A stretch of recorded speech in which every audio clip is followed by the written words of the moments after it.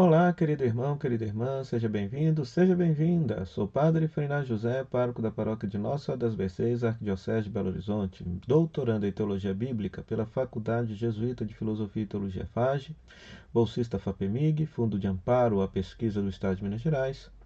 Sou autor e escritor do livro A Misericórdia como Caminho de Salvação, que pode ser adquirido pela editora Dialética.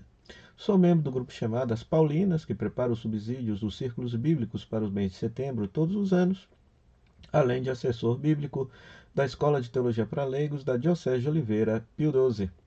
Seja bem-vindo ao nosso programa Pão da Palavra. Minha saudação a todos os queridos radiovintes da Rádio Comunidade FM de Bom Sucesso e a Web Rádio Nossa Mãe de Birité. Nós vamos meditar a palavra de Deus desse terceiro domingo do tempo da Quaresma.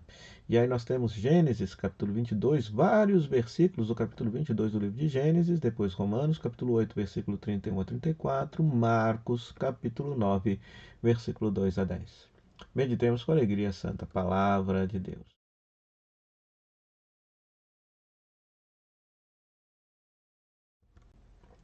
Pois muito bem, se você está passando aqui pela primeira vez, não esqueça de deixar a sua inscrição, seu comentário, sua curtida e compartilhar com todos aqueles que gostam de meditar a palavra de Deus. Deixe também o seu comentário, sua dúvida, sua pergunta. A primeira leitura deste domingo é um texto muito conhecido. É o texto conhecido como o sacrifício de Isaac. Todos conhecem a história, Isaac, filho único de Abraão, e segundo a narrativa, Deus pede o sacrifício dele. E Abraão está disposto a sacrificar este filho em nome de Deus. Quando chega no momento decisivo, quando chega o momento derradeiro, Deus intervém e salva a vida de Isaac. Então, nesse sentido, o Isaac, tanto para a tradição judaica quanto para a tradição cristã, é modelo de fé daquele que está disposto a sacrificar aquilo que ele tem de melhor para Deus. Mas vejam só, essa leitura ela é lida em paralelo com a segunda leitura. Se na primeira leitura nós temos Abraão que está disposto a sacrificar aquilo que ele tem de melhor para Deus, a segunda leitura fala que Deus sacrificou aquilo que ele tem de melhor por nós, o próprio Filho. Deus não poupou seu próprio Filho, né? Ou seja, Deus que não poupou o seu próprio Filho, mas o entregou por todos nós, como não nos daria tudo junto com ele, vai afirmar Paulo na carta aos Romanos, capítulo 8, né? A teologia paulina é clara, sem merecimento algum de nossa parte, Deus enviou seu Filho amado para poder nos salvar.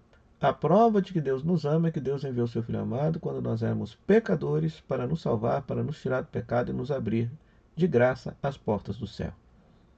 Então é graça, é bondade, é misericórdia, né?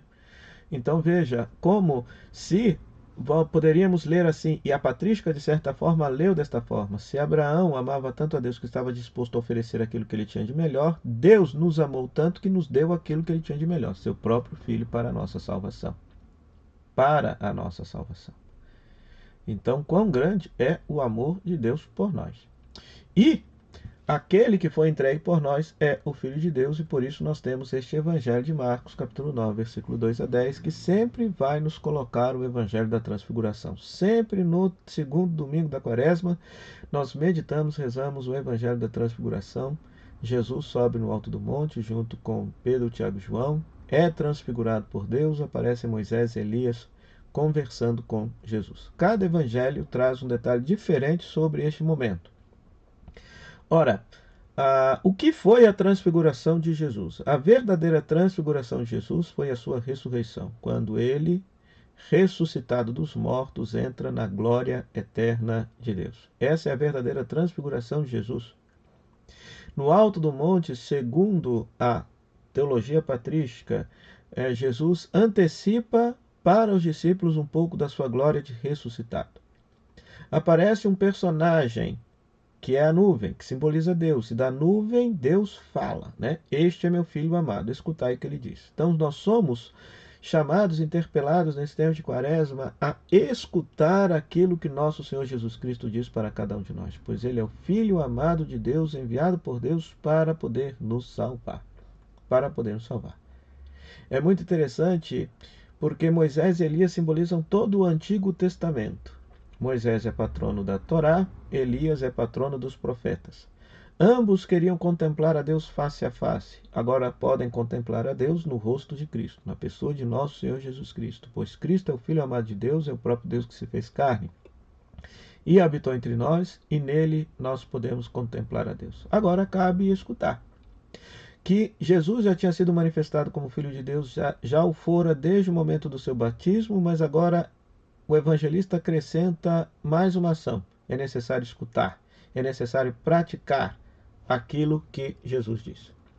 Essa experiência foi tão intensa, essa experiência foi maravilhosa para os discípulos ali junto a Jesus, mas Jesus ordena que não se conte nada a ninguém até o momento em que ele ressuscite. Por quê? Porque a verdadeira transfiguração, a verdadeira metamorfose de Jesus se dará no momento da sua ressurreição. Os discípulos também deverão passar pela experiência da cruz, de perceber que aquele que está sendo sacrificado na cruz, aquele que dá sua própria vida por toda a humanidade na cruz, ele haverá de ser ressuscitado, e que o caminho da transfiguração é o caminho da cruz, é o caminho do amor, é o caminho da entrega da própria vida. É o caminho da entrega da própria vida. Todos nós no mundo de hoje queremos glória, queremos vida fácil, queremos vida boa.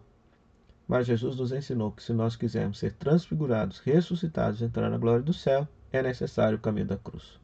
É necessário o caminho da cruz. É necessário passar pela morte, morrer para o egoísmo, morrer para nós mesmos, nos doarmos, nos sacrificarmos, entregarmos a nossa vida por todos aqueles que sofrem, a fim de que façamos também nós a experiência da ressurreição, a experiência da transfiguração, da nossa transformação desse corpo mortal, desta vida mortal, para a vida imortal que nos aguarda junto de Deus. O Evangelho da Transfiguração também é colocado neste domingo para nos salientar que se nós vivemos bem essa quaresma, vivemos bem esse deserto quaresmal, nós também haveremos de ser transfigurados do pecado para a graça, do vício para a virtude, da morte para a vida. Peçamos ao Senhor, portanto, que nos conceda essa graça. Agradeçamos a Deus tão grande amor. Deus não poupou seu Filho, mas o entregou por nós.